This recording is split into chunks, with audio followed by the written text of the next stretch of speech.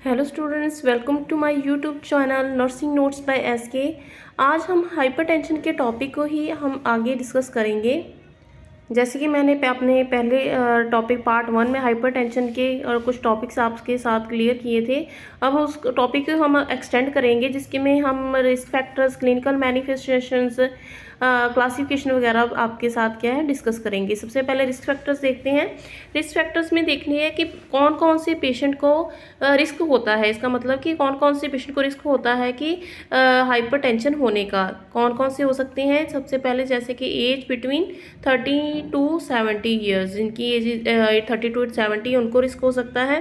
Then is जो जिनकी race black होती है उनको रिस्क हो सकता है। ओवरवेट, स्लीप एपनिया, जिनको नींद अच्छी तरह से नहीं आती, फैमिली हिस्ट्री है किसी की, स्मोकिंग जो करते हैं, जिनका सेडेंटरी लाइफस्टाइल है। सेडेंटरी लाइफस्टाइल मतलब जो कि जिनकी मूवमेंट बॉडी की जिनका काम ऐसा है कि जिसमें बॉडी की मूवमेंट प्रॉपर तरह से नहीं होती, जिनका बैठने का ज़्यादा काम है, डायबिटीज़ मेलाइटस है जिनको, या मेटाबॉलिक सिंड्रोम है, या जिनको रीनल डिजीज़ है। रीनल डिजीज़ मतलब किडनी की डिजीज़ है जिनको।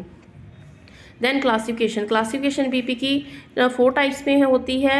ये भी बड़ा इंपॉर्टेंट क्वेश्चन होता है हाइपरटेंशन का। ये कई क्लासिफिकेशन भी आपको आ सकती है 2 और 4 मार्क्स में, तो आप ऐसे चार्ट बना के शो कर सकते हो। सबसे पहले बीपी क्लासिफिकेशन में normal, pre hypertension, stage 1 hypertension and stage 2 hypertension. Normal में क्या होगा? सिस्टोलिक ब्लड प्रेशर कितना होगा जब नॉर्मल बीपी है? 120 एंड डायस्टोलिक होगा 80। और देन प्री हाइपरटेंशन में क्या होगा? सिस्टोलिक ब्लड प्रेशर जो होगा वो 120 से 139 की रेंज में होगा, और डायस्टोलिक ब्लड प्रेशर होगा 80 से लेकर 89 की रेंज में। देन स्टेज 1 हाइपरटेंशन, इसमें सिस्टोलिक ब्लड प्रेशर होगा 140 से 159 के बीच और डायस्टोलिक होगा 90 से 99। देन स्टेज 2 हाइपरटेंशन, ये सबसे मतलब हाई लेवल की है स्टेज, मतलब लास्ट स्टेज है, जिसमें कि बीपी जो है वो 160 या 160 से अबव होगा, और जो डायस्टोलिक बीपी है वो 100 या 100 से भी अबव होगा। ठीक है। देन नेक्स्ट है क्लिनिकल मैनिफेस्टेशंस। क्लिनिकल मैनिफेस्टेशंस मतलब क्या होता है कि कौन कौन से सिम्टम शो होंगे पेशेंट को जब उसको हाइपरटेंशन होगी। Usually it is E symptomatic. Usually क्या होता है, इसमें हाइपरटेंशन में कोई सिम्टम ही नहीं आता, पेशेंट को पता ही नहीं चलता कि मुझे हाइपरटेंशन की प्रॉब्लम है। ठीक है, मतलब कि इसको मोस्टली हाइपरटेंशन को क्या कहते हैं, एक तरह का साइलेंट किलर कहते हैं। मतलब कि पेशेंट को सिम्टम ही नहीं आते कि सडनली उसका बीपी रेज हो जाएगा, और मतलब फिर पता चलेगा कि हाँ कि मुझे प्रॉब्लम। वैसे उसका बीपी अगर ज़्यादा भी हो, कई बार उसको सिम्टम ही नहीं कोई आते। देन ब्लड प्रेशर रीडिंग जब चेक करेगा तो 1 मोर देन आएगी 128/80 से ज़्यादा। देन हेडेक हो सकती है पेशेंट को।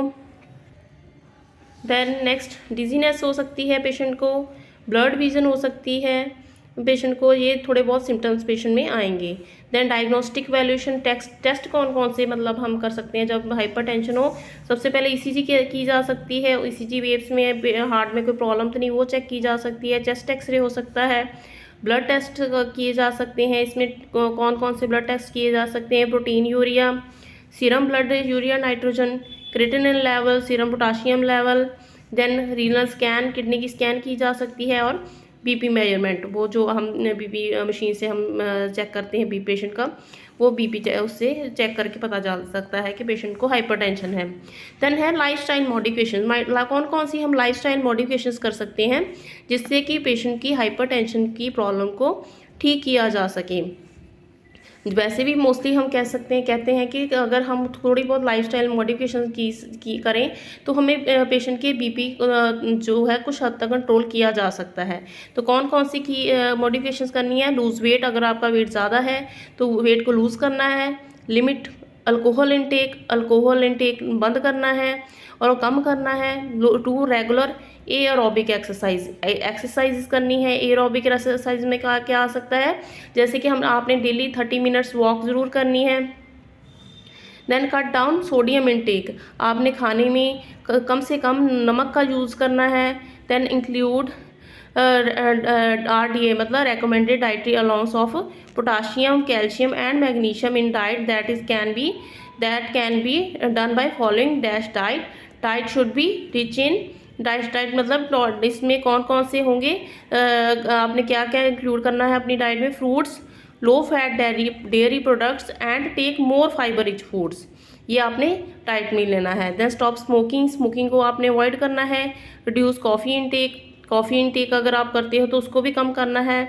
और last is if lifestyle changes does not maintain normal blood pressure in 3 to 6 month, अगर आपने 3 से 6 मंथ ये सारे लाइफस्टाइल मॉडिफिकेशंस ट्राई कर लिए हैं फिर भी आपका बीपी कम नहीं होता, then drug therapy should be initiated, then आपने ड्रग थेरेपी स्टार्ट कर देनी है। और जो वो ड्रग थेरेपी मैं आपके साथ नेक्स्ट टॉपिक में डिस्कस करूँगी। अगर आपको मेरी वीडियो समझ लग रही हो और कोई भी किसी तरह की आपको कंफ्यूजन हो तो आप कमेंट बॉक्स में मुझसे क्वेश्चन कर सकते हैं। और अगर नेक्स्ट वीडियो मेरी देखने के लिए मेरे चैनल को आप सब्सक्राइब कर दीजिए और बेल आइकन पे प्रेस कर दीजिए ताकि सबसे पहले आप तक मेरी वीडियो पहुंच सके। Thanks for watching.